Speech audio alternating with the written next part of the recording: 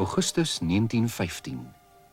6000 myl vanaf Rietfontein skryf een van die beroemdste wetenskaplikes van die tyd, Dr. Ilya Metchnikov, uit sy instituut in Parys 'n interessante brief aan 'n medewerkster in Cuba, Madame Rosalia Abreu. All that you say about the relations between the male and the female, about the gestation and about the birth and the rearing of the young, is of vital interest. Since you are continuing your observations, it will be possible for you to tell me still more detail of the life of your chimpanzees. In verband met Bobbejane sou die 44-jarige wrak van 'n mens wat op Rietfontein woon, op al Dr. Metchnikov se vrae kon antwoord. Alles wat die vermaarde Nobelpryswenner so intens interesseer, is vir Marais ou nuus. Maar in Suid-Afrika besef niemand, ook nie Marais self, oor watter belangrike inligting hy beskik nie. Wanneer Marais vanaf Boshoff terugkeer na sy tuiste in die Waterberge, is hy tydelik genees. Asjas, lê jy nou lekker? Sy troeteldier Jas is die stoutste vlakvark in die Bosveld, sê Hans Burekraas van Rooyen. As hy kwaad gedoen het en gestraf moes word, hol hy altyd so vinnig as hy kon na sy baas om daar te skuil. Ag nee, Eugene man, jy skaars terug van Boshoff af en jy het die vark alweer in die kamer. Kyk net hoe lyk dit daar. Kyk net hoe lyk die vloer gemors. Maria, wat moet ek maak? Kom maar self. Eugene, jy lag maar, kan ek weet mos. Die kamer was mos baie netjies gewees. En kyk hoe lyk dit nou weer. Mens boer nie met 'n vark in die kamer nie. Jy moet die ootjie buite hou as jy wil hom hê. Ja, man, jy kan maar. Ag, wou beste. Ja, dis nie wat skoon. As dit nie ek is wat jou plan het, dan is daai vark. Ja, maar ek is hier wat moet skoon maak. Kyk net hoe lyk dit daar. Kyk net hoe lyk die vloer. Kyk dit nou, lê op die Sien nou, bed. Eugene, mens boer nie met 'n vark in die kamer. Maar sy moet die vark nou slaap, laat hom slaap, wat mag dit sak? Jy moet hom vet maak, dus jy sprei dit vet maak, man. Ja, wat gaan ons maak? Kyk nou, lekker, heerlik is hy mens dom. Hy sal daarom braai. Eugene gesê, jy weet hoe skoon was hierdie kamer toe Eugene teruggekom het van Boshoff. Vrouwtjie, Kyk hoe lyk dit nou. Hoe lank gaan dit vir my vat om dit skoon te Hou op kry? met kerre, man. Ga dan maak dit. Eugene, kom drink. Kom drink jou koffie.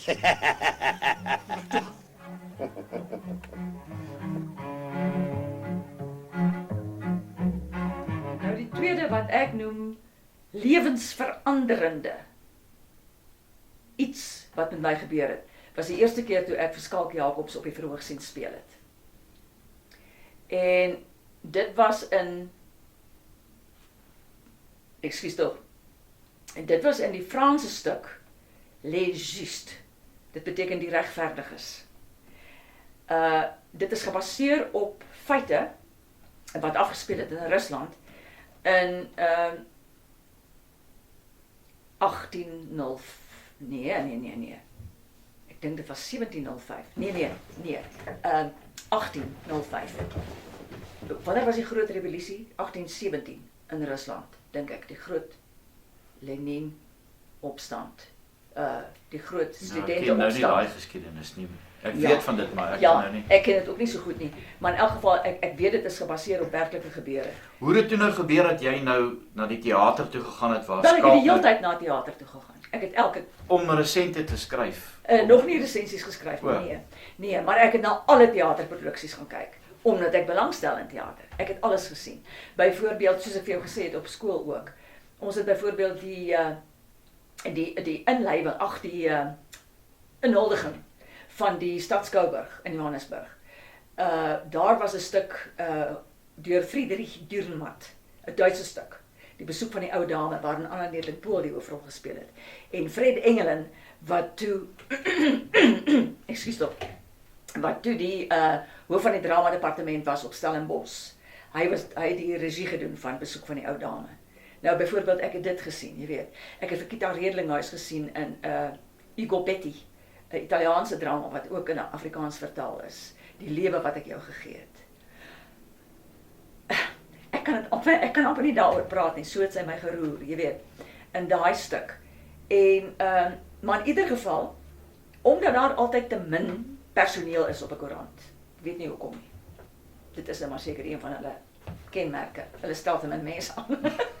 omdat hulle nooit genoeg geld het nie. Maar in ieder geval, Julle soek die goeie mense daar. Mense wat nou regtig die waarheid ons skryf oor 'n gebeurtenis. ons hoop so.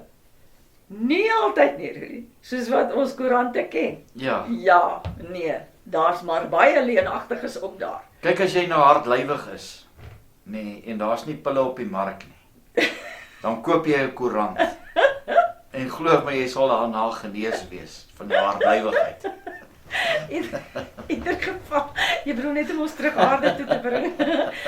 In ieder geval, Hier gaan jy nou teater toe en ja, sonder dat jy weet, is jou man ja. daar op die Dis verhoog. reg. Maar in ieder geval, dit, omdat ek vir Philippa Breitenbach, sy was kunsresensent by die Transvaaler. Nou ek het haar ook begin help, en sy het my geleidelik touwys gemaak oor waarna moet jy alles oplet om 'n resensie te skryf.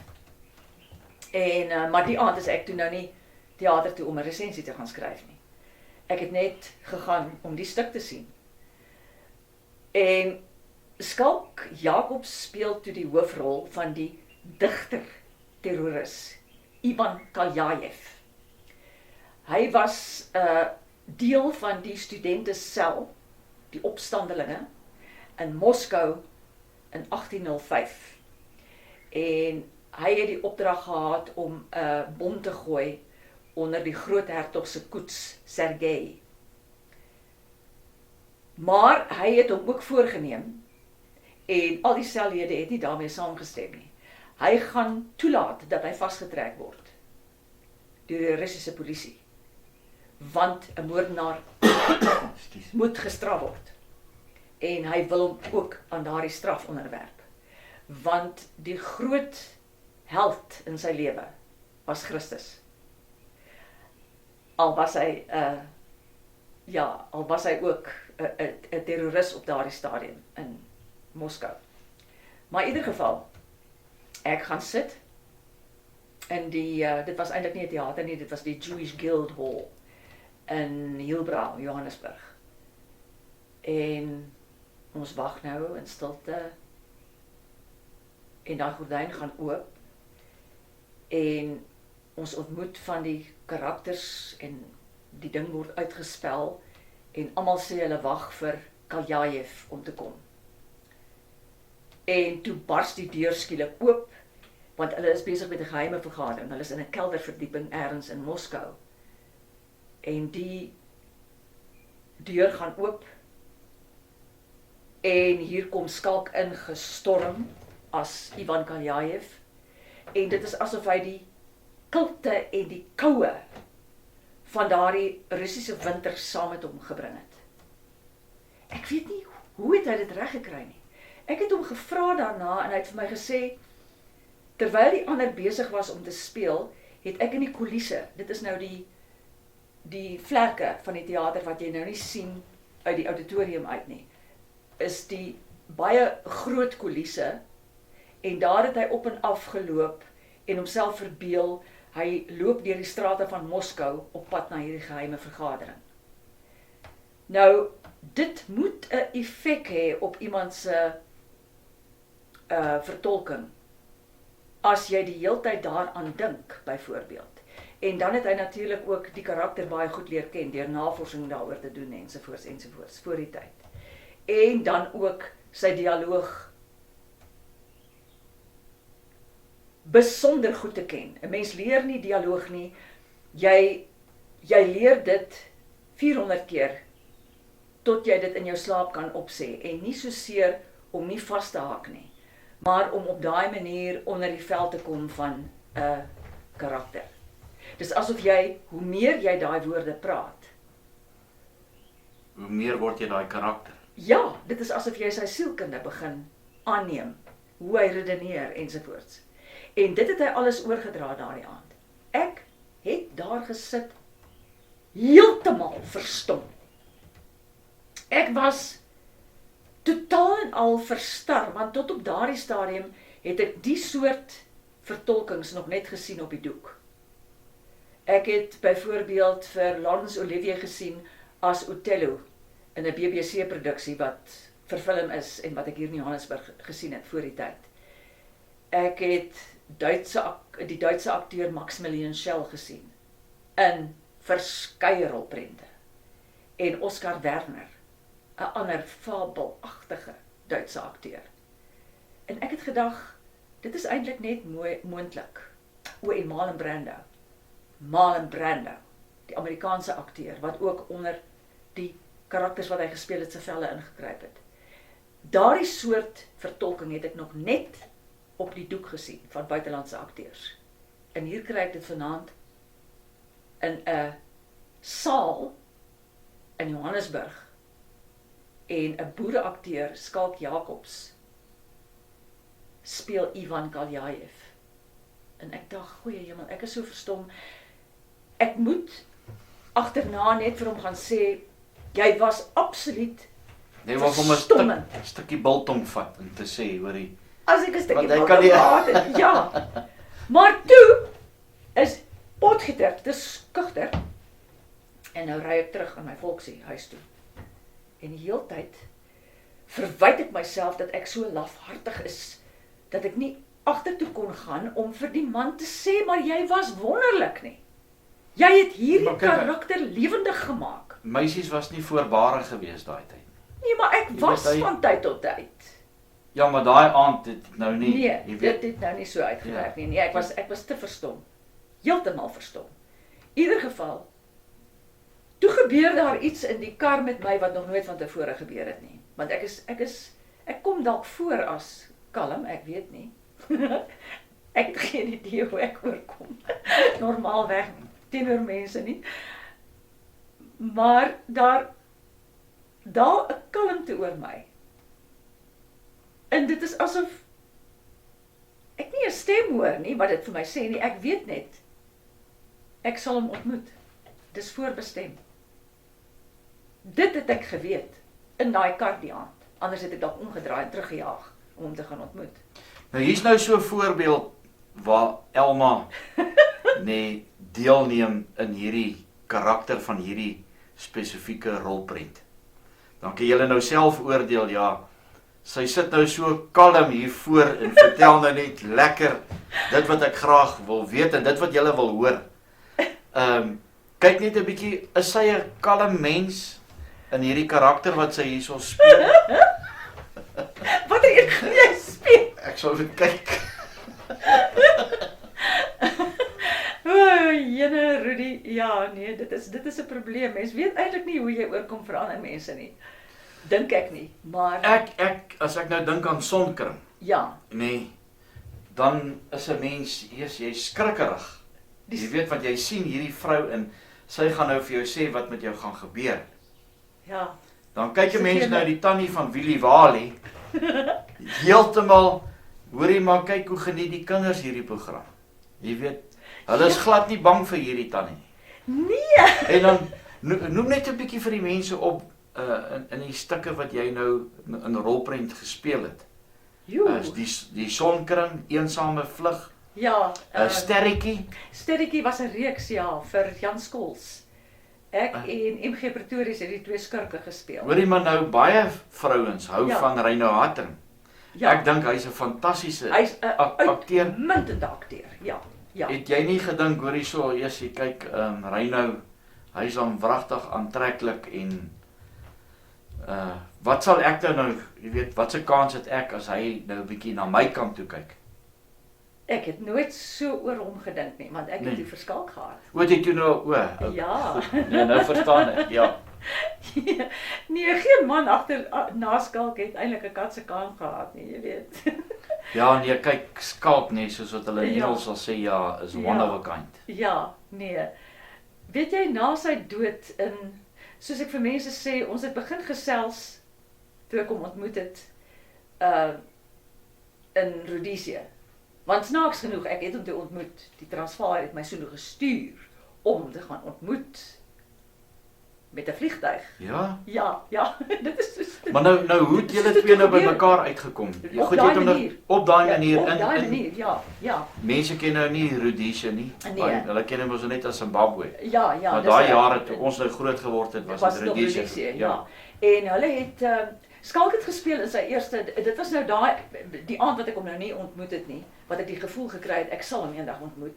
Snaaks genoeg, ek is toe nog by die Transvaaler, en ek word ingeroep na Das se kantoor toe, die nuusredakteur se kantoor, en hy sê vir my, hulle wil my Rhodesia toe stuur, vir 'n trippie, en ek moet ook gaan werk daar. Ek moet 'n onderhoud gaan voer met die hoofakteur, wat speel in Zebra.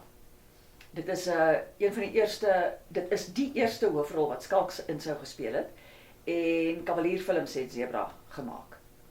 In ieder geval, toe ek hoor Skalk Jakob speel daarin, toe dink ek wel, hier is dit nou, ek gaan hom nou ontmoet in elk geval. Ek sal 'n onderhoud met hom moet voer, jy weet. Maar ek het dit nie so vooraf uitgepluis nie. Ek dink dit het deur my gedagtes gegaan. Dis al. Maar in ieder geval, ons het soontoe gevlieg, en toe het ek natuurlik 'n onderhoud met hom gehad oor Zebra, en ons het daar begin gesels, en ek kan eintlik sê dat ons nooit weer opgehou het nie.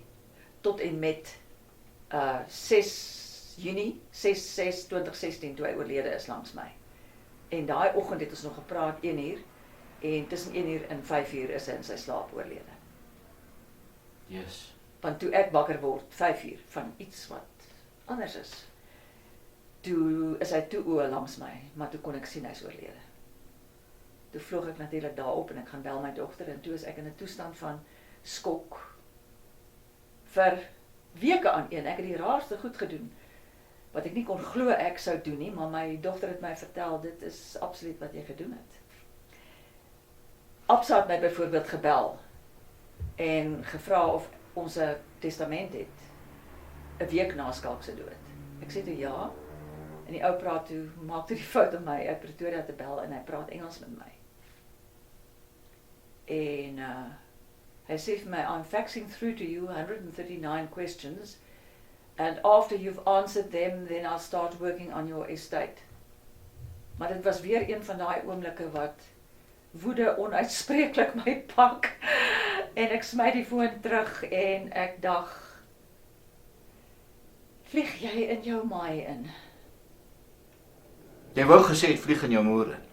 Tuurlik. Ja, Hoorie manne, net om terug te kom na Rhodesia toe het jy nou vir Skalk daar ontmoet, en jy het 'n onderhoud gehad, het hy toe nou na die tyd gesê, hoorie, wat is jou kontaknommer hier in Johannesburg? Ja. Ek wil jou uitvat vir koffie. Nee, hy het gesê, ons open met Nag van Legio, op daai en daai datum, want toe werk hy nou die hele tyd, jy sien, hy is besig om film te skiet. Ons open daai dag en datum in die Alexander Theater in Johannesburg.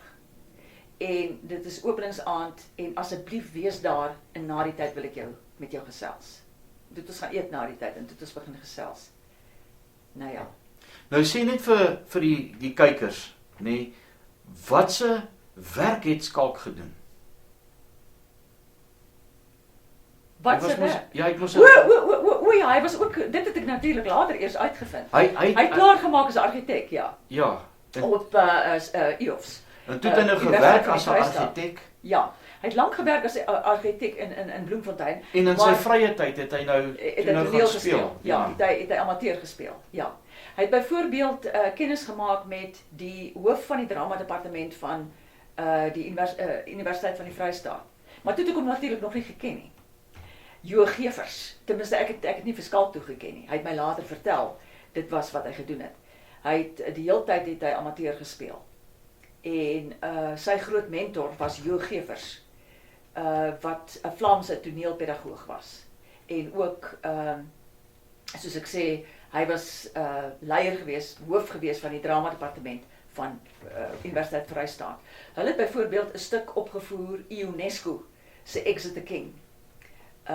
As die koning sterf. Le roi est mort. Dit is Ionesco het in Frans geskryf, so dit is die dood van die koning se dood. Le roi est mort. En 'n baie interessante filosofie wat Ionesco daar aanraak, en dit is, as 'n mens se univers sterf, met ander woorde, as jy sterf jou univers. Want jy is dan nie meer bewus van die univers nie. En hoe die koning dit gestel het in UNESCO se stuk, is as 'n mier sterf die univers. Daai mier se univers het tot sterwe gekom. En dis hoekom Skalk, nee, ek dink nie daar sou iemand anderste daai rol kon gespeel het, oor Soos die hy. skrywe van Eugene Marais se Nee. Die siel van die mure nie. Nee, hy het nie. Want hy was besig om, hy wou weer 'n BA-graad ook kry. In Afrikaans, want hy het vir my gesê, Potgieter, jou Afrikaans is beter as myne, en dit mag nie wees nie. In ieder geval, toe kry hy die aanbod, en Nou goed, jammer dat ek jou in die rede val. nee. Julle toe nou gaan saam eet die aand na daai vertoning, Ja, en toe het jy gevoel, hoor hierso, toe vra hy die ja-woord, en dis hoe Uiteindelik- julle toe nou, ja. Ek sê te vir hom, hoorie, ek het vir my oupa gesê, my oupa aan vaderskant, ek onthou ek was in standaard 5, wat ons was toe al in Johannesburg. En ek was baie lief vir die oupa, Potgieter van my. Hy was 'n Kaapse rebel, want hy was 'n Oos-Kaapenaar. So hy het as 16-jarige, en my oupa Goosen as 15-jarige, het albei deelgeneem aan die Anglo-Boereoorlog. En oupa Goosen is gevange geneem, saam met Cronje, by Paardeberg, ja. Ja, ek verwar die twee altyd, dis Paardeberg waar hy. En weet jy, onlangs het ek daaraan gedink, hoe traumaties dit moes wees vir die seun van 15. Hy word groot op 'n plaas in die Wes-Transvaal, toe is dit oorlog, hy sluit aan by die kommando, saam met sy pa, saam met sy pa, en sy broers. En hy word gevange geneem, saam met die klomp burgers, by Paardeberg, en hulle word in treintrokke gelaai en afgevoer Kaap toe, en toe Sint Helena toe met 'n skip. en dis waarmee ek nou ook besig is, Ja, om soos jy hierdie sê. 3-deel dokumentêr te vervilm, Ja, na 7 jaar om alles te vervilm oor wat met die vrouens en die kinders in die konsentrasiekampe gebeur het, ja, probeer ek hierdie verhaal nou vertel van 'n boer, die trauma wat hulle moes deurgemaak het. Ek meen, as jy vat wat het by Paardeberg gebeur, wat bitter min mense nie van weet nie, ja, na Cronje oorgegee het by Paardeberg. ja, Nee, die Britte die beste perde gevat wat hulle kon. Daai boere moes geloop het van Paardeberg af Modderrivierstasie toe, wat Nou. omtrent 100 kilometer is, soos wat die kraai sal vlieg. ja, Baie van hulle wat toe nou gewond was, het beswyk toe hulle geloop het Modderrivierstasie toe. uiteraard, ja, En hulle is daar in daai vlaktes is hulle begrawe, want wat moes jy met daai lijk gedoen het? presies. Toe hulle by Modderrivierstasie aankom, was hulle op daai oop steenkooltrokke teruggevat Kimberley toe, 30 kilometers, daar aangehou, van Kimberley weer op daai oop steenkooltrokke, met daai primitiewe treine wat hulle daai tyd gehad het, was hulle Groenpunt stadion, waar die Springbokke en die Britse leeu's gespeel het, dit was die kruisgevangenekamp. En van Groenpunt af was hulle op die skip gelaai, 2000 myl verder, kilometer, Aha, na Sint Helena toe. ja. Daai verhaal was nog nooit vertel nie. Nee, En dis dit was nie. waarmee ek besig is. En dis Ja, dis hoekom een- ek vir jou, Dis nou gevra baie het. interessant, ja, jy weet, om so 'n stuk te skryf, een ja, of ander tyd, ja, want ek voel net jy is die regte persoon wat daai rol sal kan vertel van daai vrou by 'n plaashuis. Hier kom die Britte aan.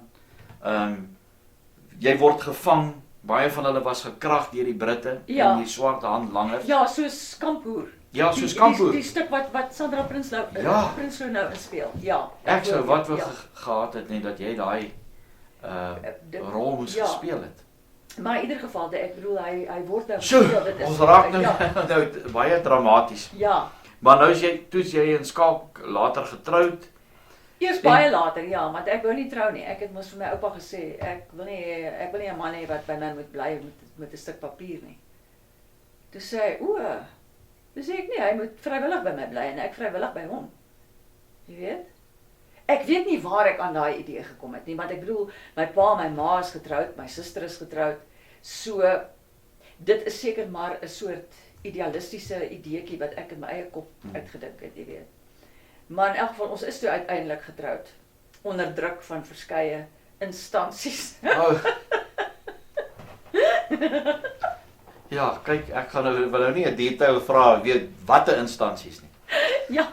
Nou, is dit toe nou waar Skalk, ekskuus vir jou 'n geleentheid gegee het en sê, hoorie, maar jy kan net so goeie aktrise word.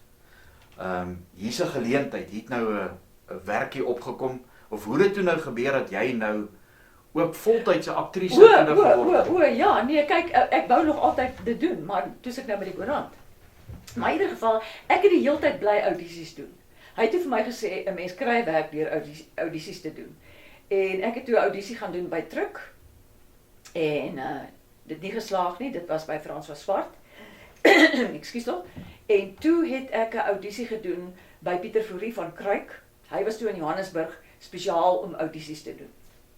So Skalk het nie 'n rol gespeel wat dit betref nie. Ek sou dit ook nie aanvaar het nie. Nee, want dit is uit. Jy ploeg nie met iemand anders se kalers nie. Ja, dit sou gaaf gewees het as die ANC dit kon reël, nê. Kon leer. Ja, kyk. Ons dink ons kan nog 'n hele 5 ure opname doen net daaroor. Maar in ieder geval, nee, ek sou dit nooit aanvaar het nie. Baantjies vir boeties was onaanvaarbaar in my hele familie. Daar was nie so iets nie. In ieder geval, ek slaag deur die audisie en toe word ek 'n junior speler by Kruik. En Skalk is toe toevallig aangestel daai selfde jaar as 'n senior akteur daar. Maar nadat hy toe nou al by al die streekrade gespeel het. Maar 'n toneelspeler is maar altyd word net vir 'n jaar aangestel, want jy's vryskut. Want jy kan nie eintlik bekostig om te vas te werk nie. Want dan verloor jy ondervinding. Ja.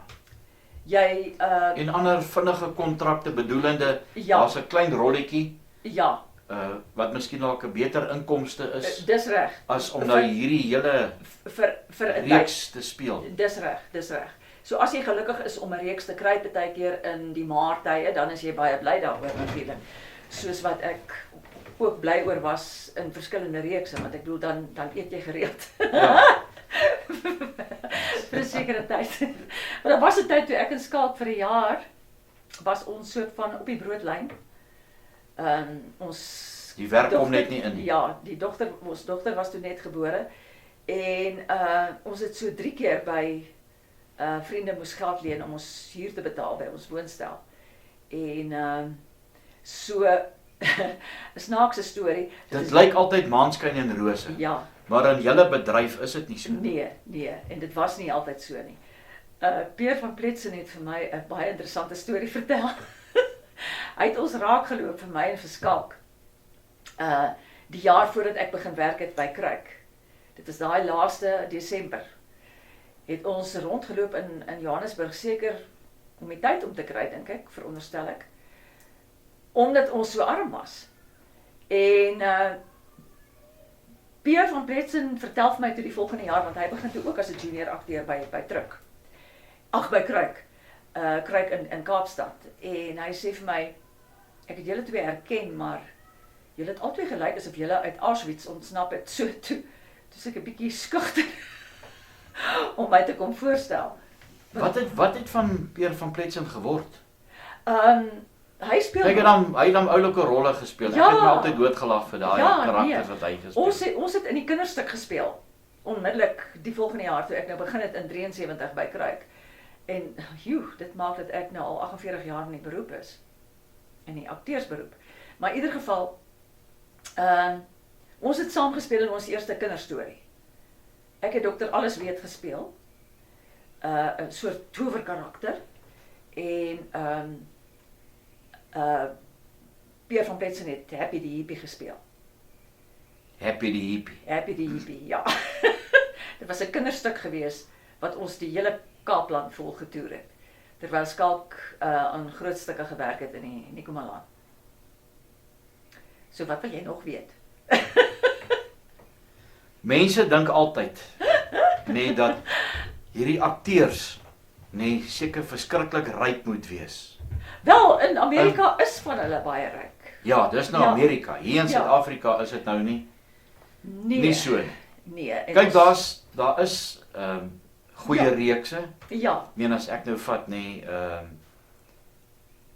die ene waar jy die waarsegster speel. O, Sonkering. Sonkering. Ja. En jy vat kyk ook 'n fantastiese akteur wat die koerant redakteur gespeel het. Ek het nou sy naam vergeet. Hy is nou die dag oorlede. O, Paul Eilers. Paul Eilers. Ja. Maar dit is nie so nie. Ek meen Nee. as 'n mens nou vat die hele Ek weet nie hoe groot Paul se boedel is nie, maar ek dink nie dit is in die miljoene nie. ja, Byvoorbeeld. jy weet maar ook die hele bedryf nê is ek dink vandat die ANC oorgevat het so geweldig gesny nê dat daai tipe rolle so Sonkering en Sterretjie en Campus en daai tipe reekse Ja. is daar net nie meer nie. Ja, daar's Mnet vervaardig nog en kyk net en SAK so bietjie, ek bedoel SABC so bietjie, maar nie veel nie. Maar nie die Kan jy reekse waaraan ons nou eintlik Ja. weet aan gewoond was nie. Ja, dis reg. Ja. Byvoorbeeld Konings en Torings. Jesus, lieflike reeks. wat 'n lieflike reeks. Ja. Jy het daar nog gespeel. Nee, Nee. ek het nie daarin gespeel nie. Nee, mense is nie altyd gelukkig om Ja. jy weet. So dit was my baie interessant, jy noem nou Sonkering, om navorsing te doen oor die Sigeuner, jy weet. Jan Skols het my gebel en gesê hy wil my hê vir die Sigeunerrol. En toe hy het my sommer direk gebel. Ek het nie hy het dan nie deur 'n agent gewerk nie, maar in ieder geval ek vra te vir hom nou wat 'n soort voorspeller wil jy hê moet ek wees? Moet ek 'n glas, 'n kristalbal gebruik of kaarte, tarotkaarte of moet ek handpalms lees of wat ook al. Hy sê vir my ag Potgieter, doen net jy wat jy wil. Ek dink ja, dis nou maklik, né? Nee. Ja, nou weet jy nou presies. Nou weet ek presies, ja. In ieder geval, hy het dit altyd gedoen. Jy moet jou eie navorsing doen, jy weet. Ek verneem toe maar nou oral of daar dalk ergens iemand is wat fortuinvertelling doen, jy weet, dat kan soontoe gaan en kyk hoe dit werk. En ek hoorde van 'n vrou in Sandton. Sy doen 'n fortuinvertelling met kaarte, tarotkaarte. En ek dacht toe, goed, ek gaan 'n gewone afspraak maak, asof sy my fortuin moet vertel, want ek wil haar nou nie, jy weet, op die verdediging plaas nie. En ek gaan toe soontoe, en sy vertel my fortuin, vertel vir my, ag, niks wat my ontstel het eintlik nie. So, Het sy jou hand gelees? nee, met tarotkaarte. O, Tarotkaarte gebruik sy. Ja. maar eintlik wil jy eintlik met daai ondervinding gehad het, Ja. weet van hoe doen sy dit nou, Ja, want dis jy reg. moet nou hierdie rol Ja, speel. nee, want ek bestudeer haar nou terwyl sy nou vir my kyk ek haar net so goed. Jy sien? Dit is maar wat ons doen. Ons bestudeer mense sodat jy weet wat jy moet doen, jy weet. En ek betaal haar toe die fooitjie en ek sê toe vir haar en nou wil ek ook kaarte speel met jou, so van kaarte gepraat. Ek het eintlik navorsing kon doen want ek moet 'n rol speel in 'n televisiereeks. Sy is toe verskriklik geïnteresseerd. Sy waardeer dit toe eintlik dat ek vir haar sê, jy weet. Ek sê toe vir haar ek het jou nie voor die tyd gesê nie want ek wou jou nie op die verdediging plaas nie. Ja, dan gaan jy dalk nou nie goed hoe doen jy- wat jy gewoonlik doen nie. Dis reg. Ja, Ja. jy weet, dan gaan jy nou dalk miskien nou 'n bietjie toneel speel om nou Ja, 'n ander beter- kaarte uit te gooi. Dis reg. En toe sê sy vir my 'n baie interessante ding. En toe sê sy vir my, weet jy sal seker, want uiteraard besef sy toe hoe film werk. Ons gaan nou nie oor maande die ding skiet nie. Ons gaan heel waarskynlik binne 'n dag die toneel moet skiet. En toe sê sy vir my, weet jy wat? Ek gaan jou help deur vir jou te wys hoe jy die kaarte moet rangskik sodat jy by die kaart van die dood kan uitkom. Want die kaart van die dood is in die tarotkaarte wat ek nou toe gaan koop het. En toe vir Jan laat weet het, hoorie, is dit alright as ek met kaarte werk? Toe sê hy vir my, dis doodreg. En toe werk dit eintlik baie goed uit, want toe kon hy met die kamera baie naby gaan aan hierdie kaart van die dood. Maar in ieder geval, die kaart van die dood is 'n skelet met 'n persmantel om. En daai kaart kom toe uit, toe ek nou met die een karakter gepraat het, Anna Mart het haar nog gespeel.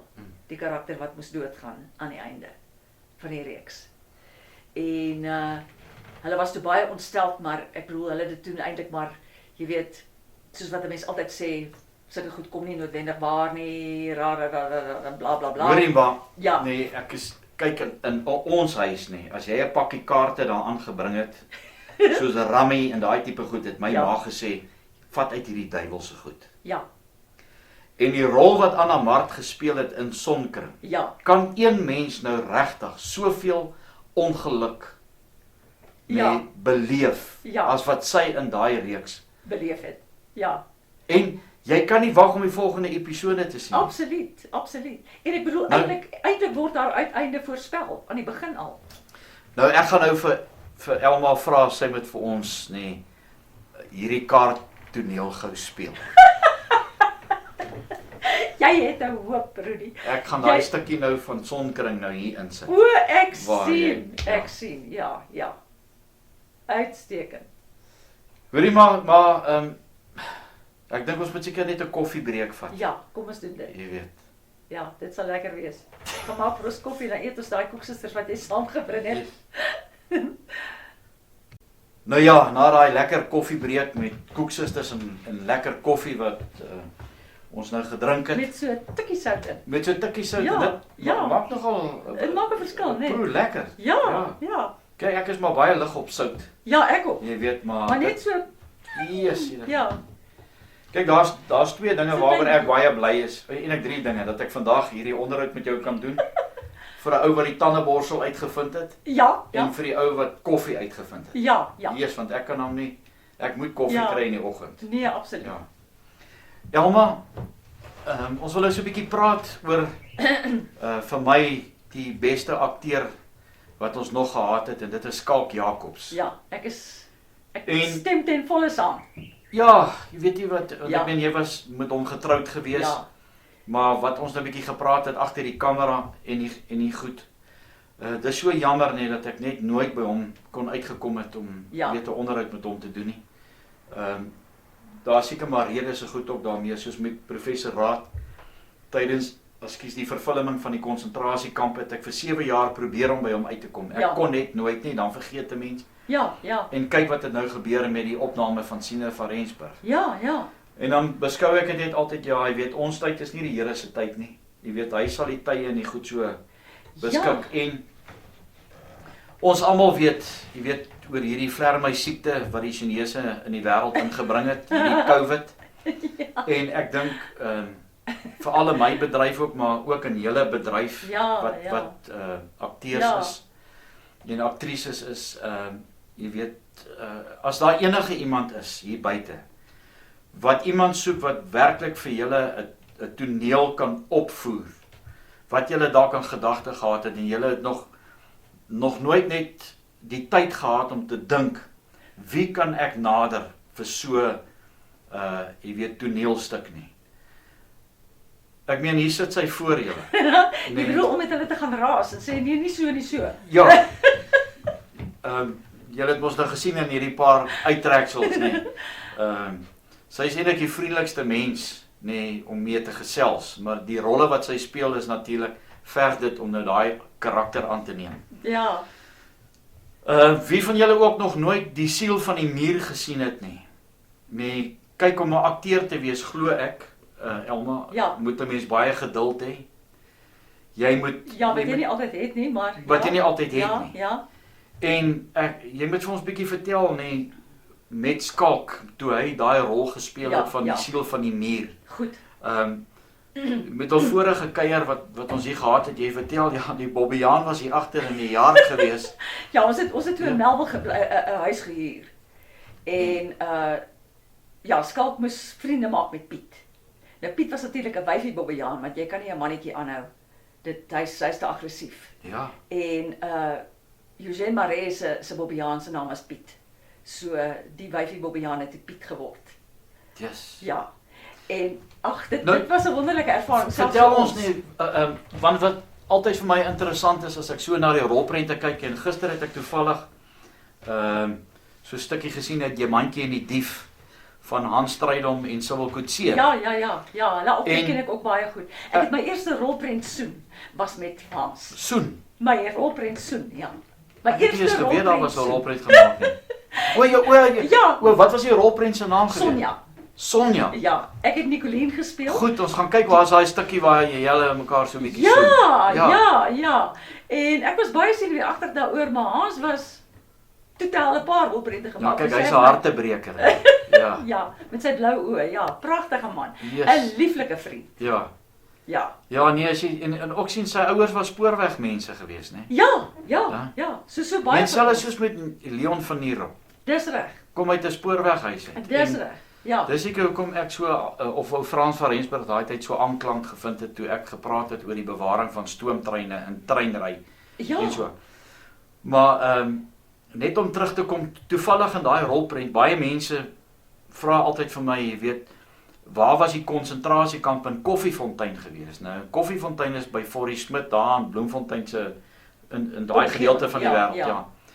En die hele stasie is afgebreek daar in Koffiefontein, want dit was 'n interneringskamp gewees. O. Dis waar Jan Smits, Ja. die ek onthou. boere wat teen hom opgestaan het. Was omdat John hy- Foster nie ook daar nie? John Foster was ook daar gewees. Ja.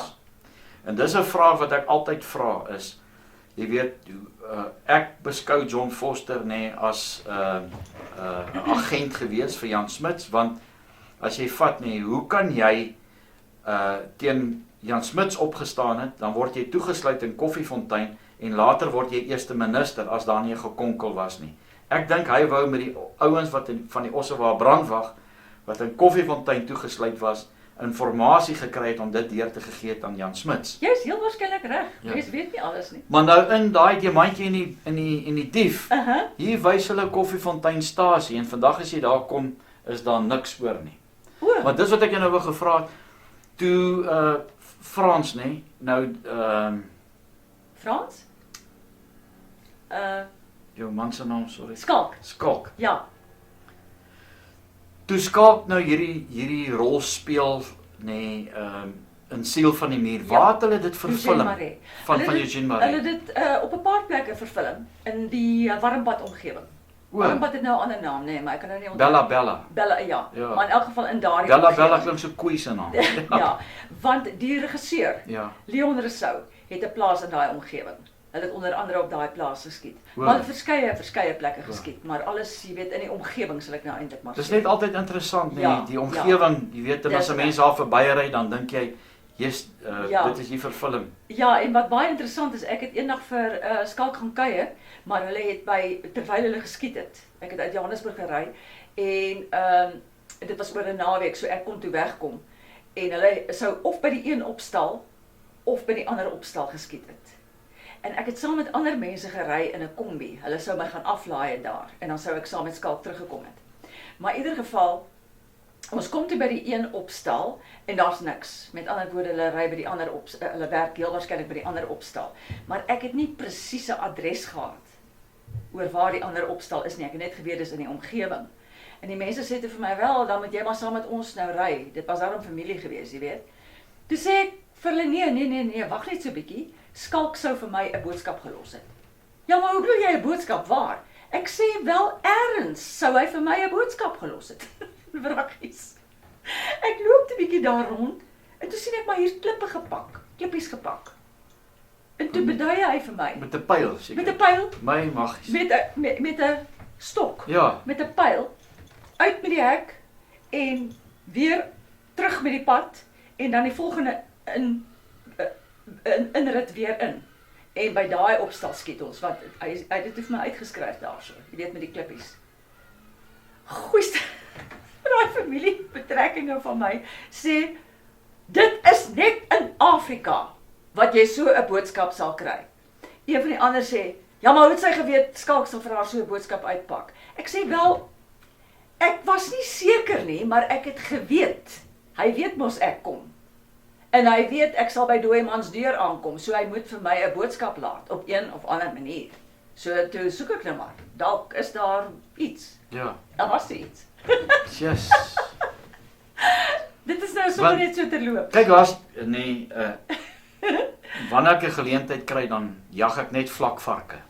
Aha. En baie kere vra mense vir my, maar skiet ek niks anders? Sê ek, nee, ek skiet niks anders nie. Net vlakvark. Net vlakvark, dan vra hulle vir my, ja, maar hoekom? Dan sê ek, nee, wat lyk soos my skoonma. Nee, Rudy. Dit Dis seker net 'n grappie. Net 'n grappie. Ja. Maar in hierdie siel van die muur, nee, Ja. jy gaan nou sien.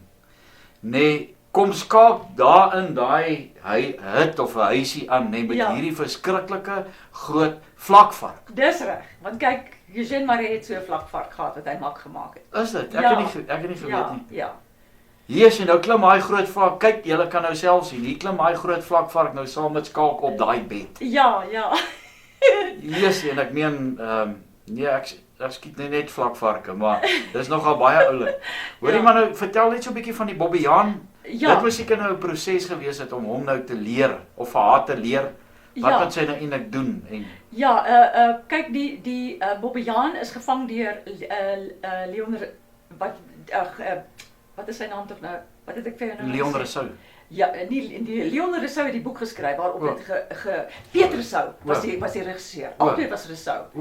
Maar in elk geval Leon Rousseau het die boek geskryf. En hulle toevallig dieselfde van as wat ek het. Dis reg. Dieselfde spelling ook. Ja, Rousseau. Ja. Die regte Franse spelling. Rousseau. Ja, Rousseau. Ja.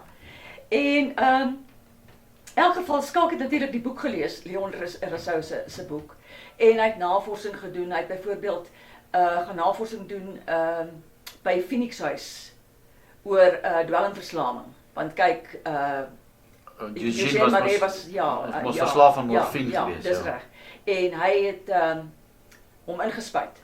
So hy het wat die straatmense noem mainlining gedoen. En A.G. Visser, wat ook 'n dokter was, het sy bes probeer om hom te genees. Want hy het toevallig daaraan gewoond geraak.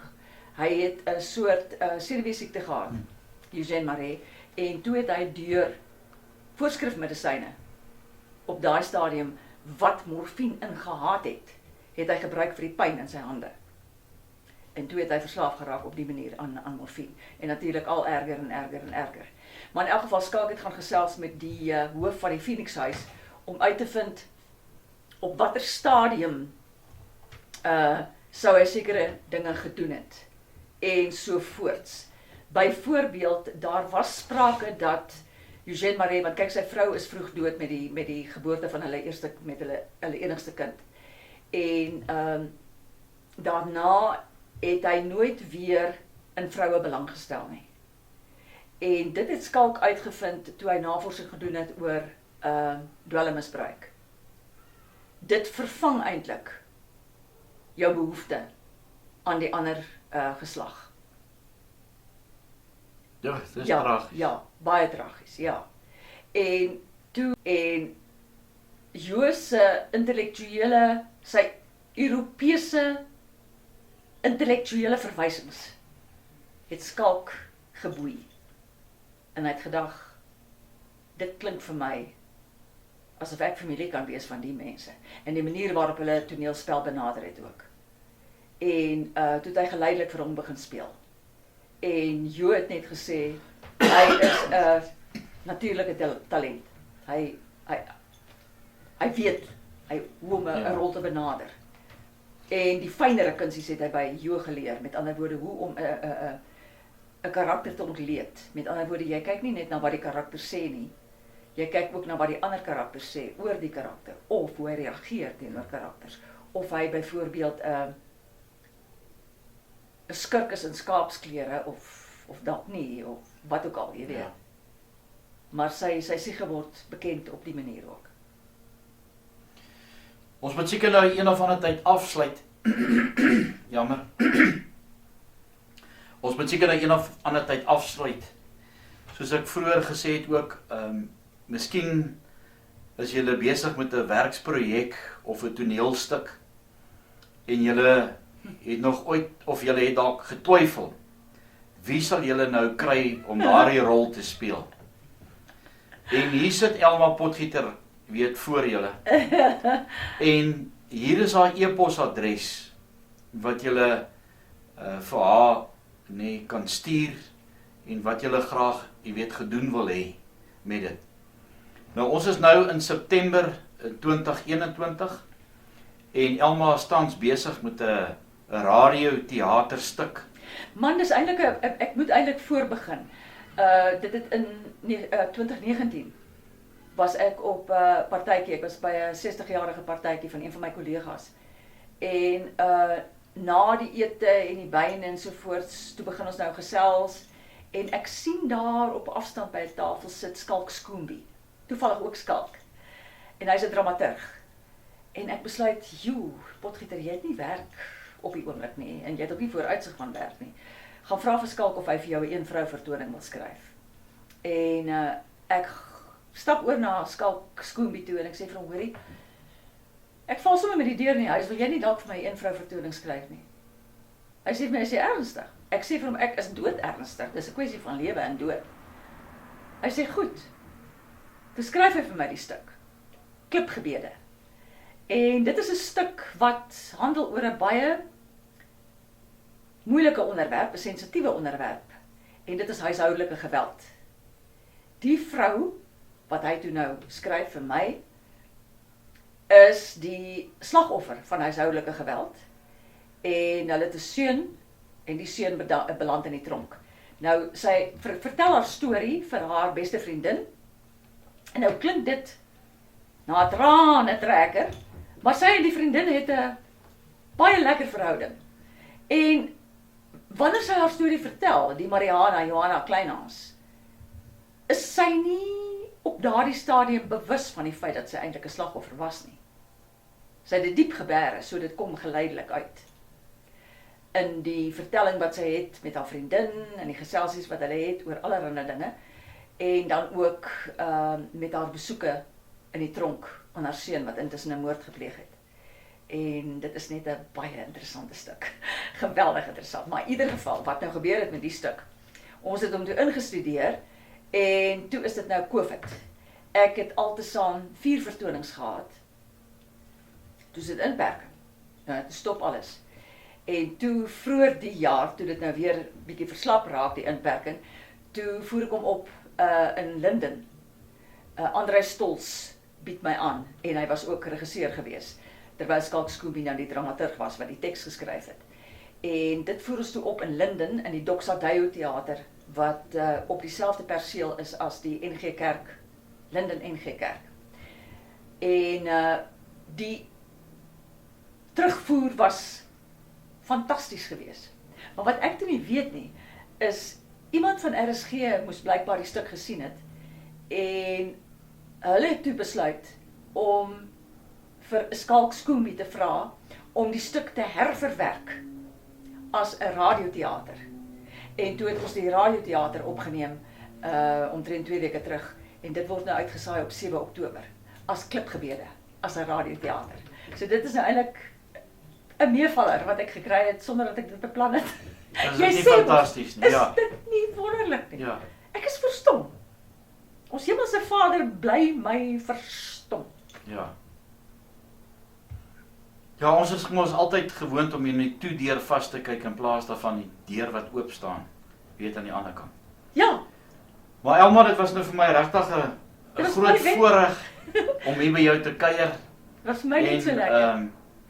Jy weet, die paar keer wat ek jou gesien het in rolprente en op ou televisiereekse. Die klem op ou. Ja.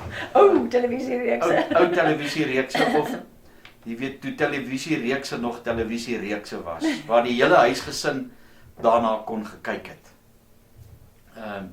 Baie dankie, dis regtig vir my 'n voorreg. Dis net 'n plesier. En- Dis bemarkend. Ja, en hier is Elma se, ek wil nou nie haar selfoonnommer gee nie. Hier is haar e-posadres.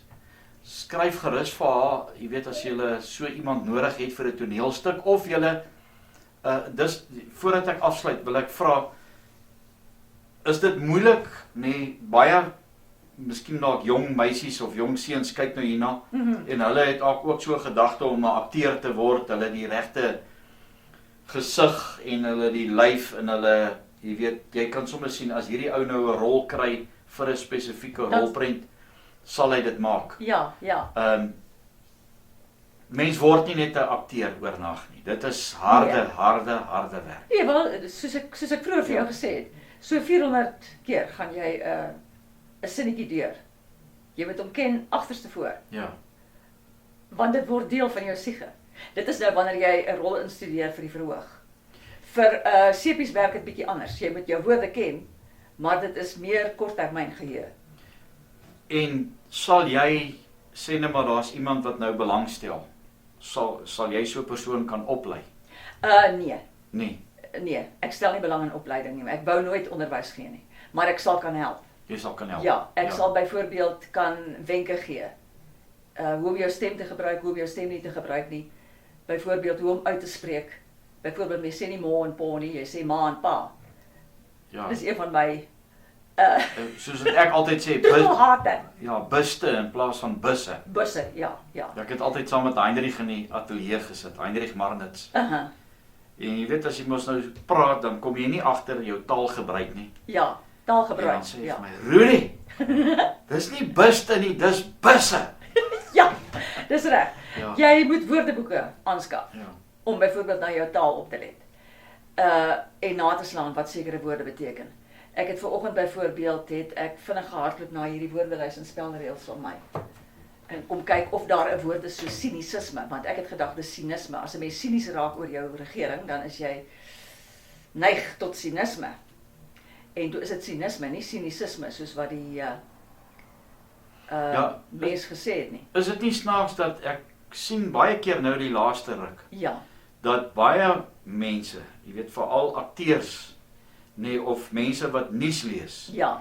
nee, sommer net 'n Afrikaanse woord gaan vat het, of 'n Engelse woord in 'n En om direk Afrikaans vertaal, gaan, ja. en dit het nie dieselfde betekenis nie. Dit Nee. klink ook sommer simpel. Nee, natuurlik, klink dit Ja. verkeerd, maar dit is verkeerd. Ja, dus Ja, byvoorbeeld, ons het 'n ek werk aan 'n klug ook op die oomblik wat nou weer Januarie op die water gaan. O ja, ek het gister aan die klug se dialoog deurgegaan toe jy my gebel het.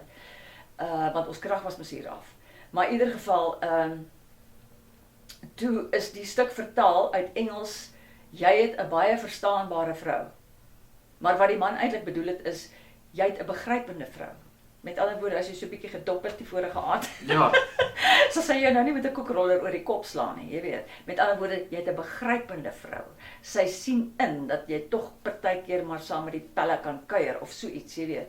Maar 'n verstaanbare vrou. dis nou 'n vrou wat verstaan. Ja, dis reg. 'n Begrypende vrou is 'n vrou wat verstaan. Maar toe ons besig is met die instudering daarvan, toe vlieg ek onmiddellik uit op, jy weet, ek staan regop uit my stoel uit. En Frans Swart vra vir my, "Wat is dit nou, potgieter?" Ek sê vir hom, "Maar daar bestaan nie so 'n woord nie. Daar is nie so iets soos verstaanbaar nie. Ja, iets is verstaanbaar as jy dit verduidelik, maar jy het 'n begrypende vrou." O, sê hy nou ja, begrypende vrou. Julle sien nou, dit is wat ek bedoel. Van daai 0 km/h na 300 km/h. Dit is wat Ja. jy mens moet doen. Jy weet, ek bedoel, jy moet op die verhoog in staat wees met tegniek om jou humeur te verloor asof jy dit maar gruwelik verloor. Jy stop net diskant moord as jy gelukkig is. In ieder geval. En dit is waarom ons neig om, ek dink nogal, bietjie op ons senuwees te leef. As dit sin maak. Daai wyse woorde van wat is die woord tog man? En met daai wyse woorde sluit ons nou af. Elma, baie dankie. Dit was 'n voorreg geweest. Ek glo dat baie van die mense jou sal ondersteun. Jy weet, mense wat nou hierna gaan kyk is mense wat ja, hulle is in Rusland. Baie dankie vir die mense wat ook altyd, jy weet, 'n boodskapie stuur en watter land is hulle? In Australië, in Amerika. So, jy, as jy Hollywood toe gaan, jy weet, bietjie of laat wil vir graag my, saam dink gaan. Vir wie wil jy ontmoet? Nee, ek wil kyk Canaveral toe gaan. Ek wil graag gaan kyk hoe lyk daai groot goed wat hulle maan toe stuur. Dit is vir my nog steeds 'n wonderwerk as ek sien, jy weet, wat die mens vermag om te gaan. Ja. So as jy nou daarso in Hollywood 'n werk kry, ek en my vrou ons kan beurte maak om jou sjofeur te wees. Maar baie dankie, dit was regtig 'n voorreg. Dis net 'n plesier. Hier is Elma se e-posadres. Julle kan haar gerus kontak. Sy is baie besig. So gelukkig, ja. Ja, gelukkig. En ons is baie dankbaar daarvoor. En baie dankie vir die die tye wat jy vir ons, vir baie mense in die huise gebring het met die rolle wat jy gespeel het in baie van hierdie ou Afrikaanse films en televisiereekse. Ja, ek moet sê, dit is vir my wonderlik en sonder 'n gehoor kan 'n mens dit nie doen nie. En 'n mens doen jou bes vir jou mense. Ja, Absoluut. baie dankie. Dis net 'n plesier. Deze korn is ook al bezig om een peper te komen, ik weet niet. Dat is veilig geworden. Hé, Jannie! Hé! Kijk uit, man! Vangen vandaag gezet en op jagelen! Hardloop! Hé, Kitima, kom op! Nog eens, daar zou ik nog eens werken. Je mag toch. Hoe kom het echt al zo'n sukkelen? Heel goed.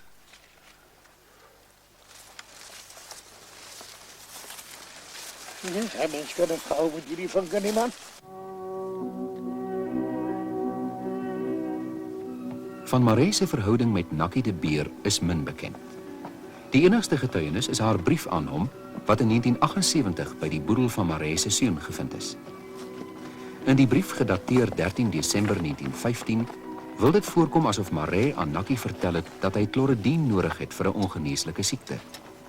Dit is onwaarskynlik dat hy aan haar sal vertel van sy verslawing aan morfine. Ek kan dit nie verdra as hier so neerslagtig is nie, Eugene. Die zijn neerslachtig. Stel je eens recht. Nakkie heeft die rust en vrede verloren wat ik hier over die Van Duin gekend heb. Jy kan nie so aangaan nie, Eugene. Het gaat niet goed met mij, Nakkie. Ik is moe. Ek kan sien dit gaan nie goed nie, nie. Jy moet jouself regkry, Eugene. Dank je, Eva.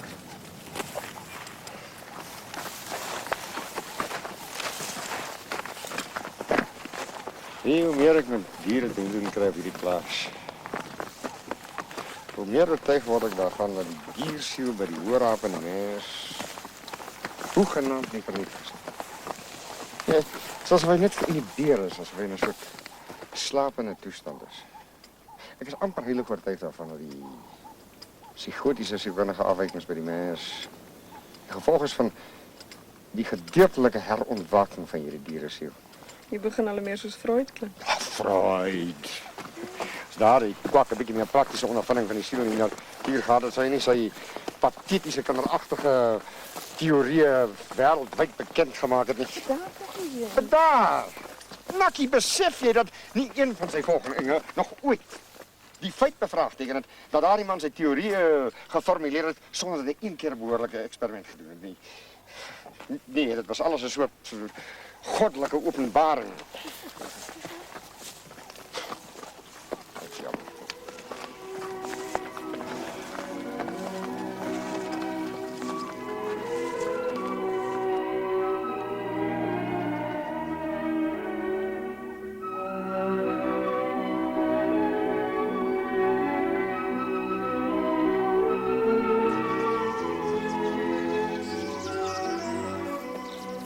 Harry van Gassie. Terloops, ik heb ook studie geschreven voor die uitdrukking van die Waterberg wat ik voor die Verenigde Staten gestuurd heb. Dat is zo aangenomen daarmee. Ik denk dat hij druk en wil het aan die congres van de Verenigde Staten voorleggen. Ik zou jou van die verslagen stuur, zodra ik het teruggekregen. Maar sluit niet op die Lusitanen vergaan hebben. Kom, dan gaan we stel je voor een omgeeselen.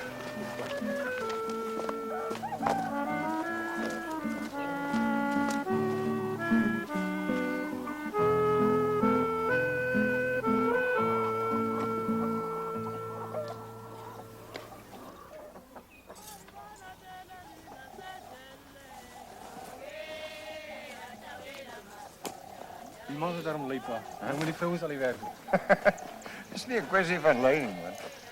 Je ziet, die vrouw is een symbool van vruchtbaarheid. Om mijn waarheid te zijn, mans mag glad niet op jullie land komen. Kijk hoe Alice die land gebruikt niet bemeesting. Nee, als je mis gooit, dan groeit die onkheid weer en dan moet je weer van voren skoppen. Dwaalstories, Mabalel, Die Dans van die Reën, Thebes en talle ander van Maree se latere werke het hulle ontstaan aan die Waterberg te danke. 20 voltooi. Maar volgens advokaat George Findlay het Maree baie jare daaraan gewerk. Selfs Mabalel is met moeitevolle arbeid geskryf. Hiervan getuig bladsye en bladsye tentatiewe pogings en skrappings, asook die feit dat Maree 3 verskillende penne en potlode op die bladsye gebruik het. Luister die geklinger van my inkoring. Wat is die geklinger van haar inkoring? Jy moet breër kyk. Die swart mense het 'n natuurlike grasie wat heeltemal by die blanke ontbreek. Kom ons.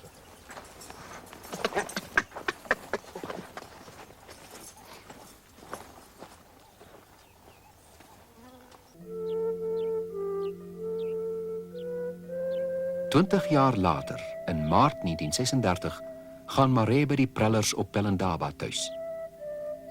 Hy verlang terug na die Palala en sy vriend Hans Purekraas. Maar reeds voor sy inwoning by die Prellers stuur hy 'n telegram uit Pretoria. Kom ontmoet my asseblief op Naboomspruit. Klein Koos Purekraas sê dat Maree toe nooit opgedaag het nie. Die hele Van Rooyen familie het opgewonde op hom bly wag. Donker stroom. Hoe lang het ek gewag? Hoe lang gedroom die lem van liefde vergund in my hart?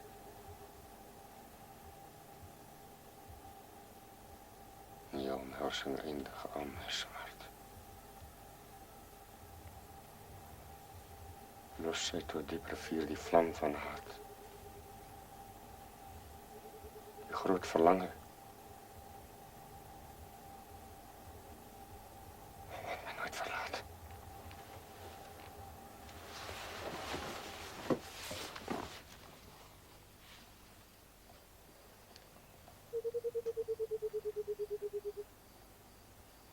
Terwyl sy vriende slaap op Pelindaba, in Pretoria, in die Waterberg en in die Palala, word dit Maree se langste nag.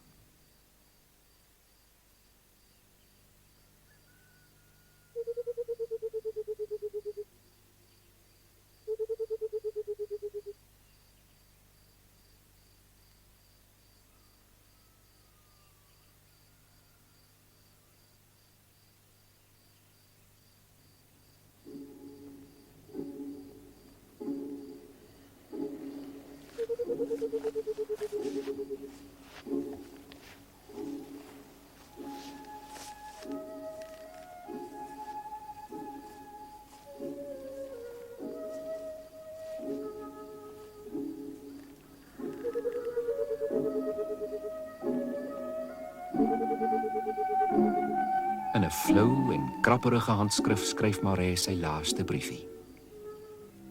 Ek het skielik ernstig siek geword. Kan u my tog nie inneem nie. Ek moet dadelik medisyne kry.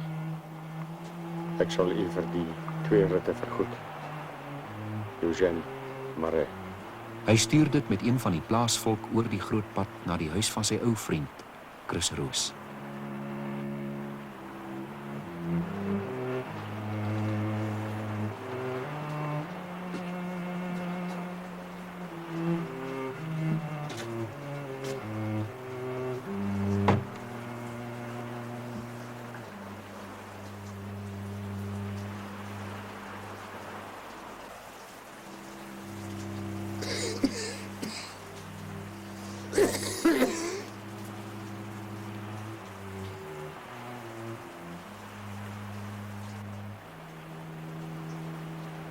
Dit is bitterkoud buite.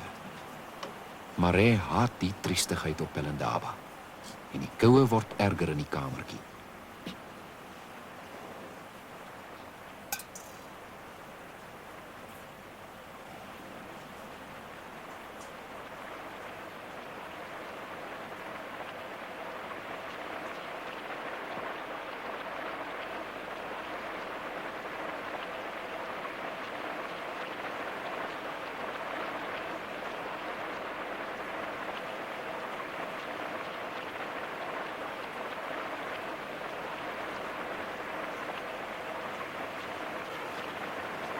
Oor die nat gras bring die jong die nuus terug.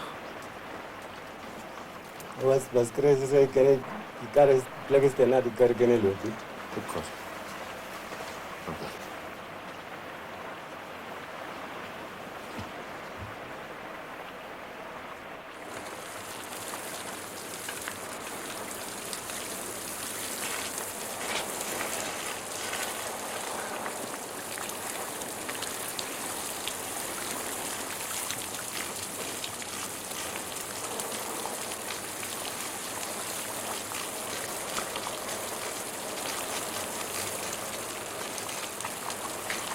Wat maar. Daar's 'n slang in die doringboom. Bang hy van die voeltjies. Dan vra jy, pa, ek sê geweer kan nie. Goed dan. Maak gou. Marie se besluit lê in die haalgeweer. Maar ook die geweer word hom geweier.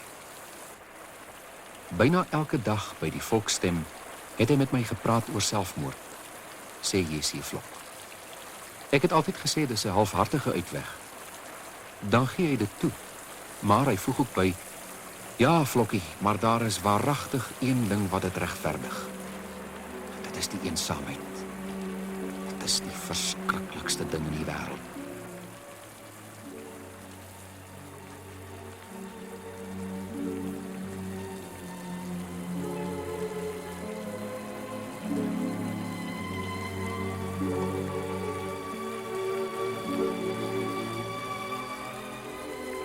Hoor die dans van haar suster.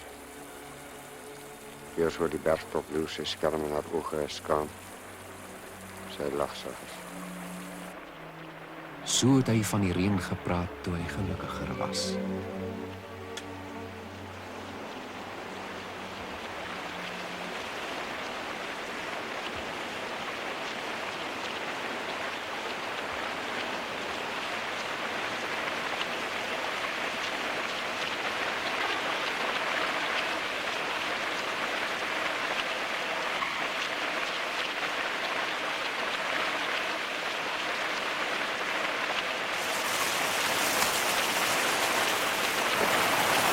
Middag, Eugene. Dat is nat. Middag, Gustav. Was net kom kyk, hoe gaan hom hier? We vang die oreen by ons. Ja, het is stommer. Kom krijg maar. Teen 1:30 die middag, toe Eugène ook nie vir die middagmaal opdaag nie, kom Gustav en Hannie Preller self daar aan. Gustav, daar's 'n slang in die doringboom wat hom pla. Van die voeltjies. Ek het gewonder of ek nie dalk jou geweer kan doen. Ongelukkig heb ik niet meer een enkel patroon in Eugene.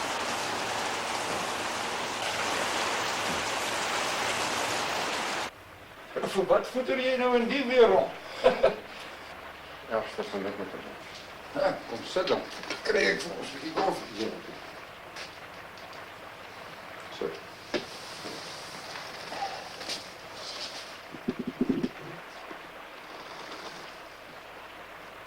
Goed. Het moet iets sterker zijn, Dirk. Ik weet het. Terug. Kan ik hem afzetten? Die moet je maar van Chris of van Gustav vragen. Wat iemand. Daar boeren slang onder bij die rondavels. Hij vangt voet.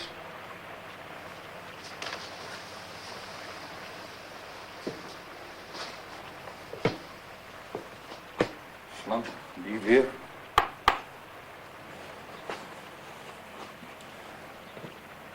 Ik kan je helpen met de halve. Hij is nog goed, ik. Ik heb nog gisteren 6 tarantalen moet eens goed geschiet. Oké.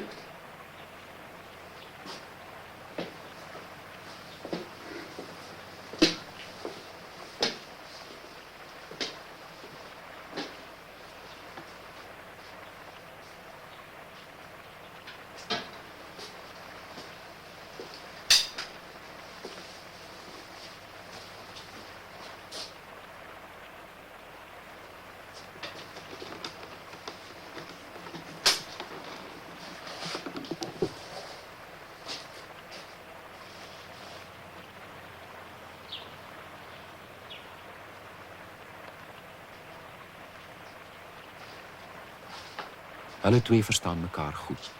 Loot Pretorius en hy.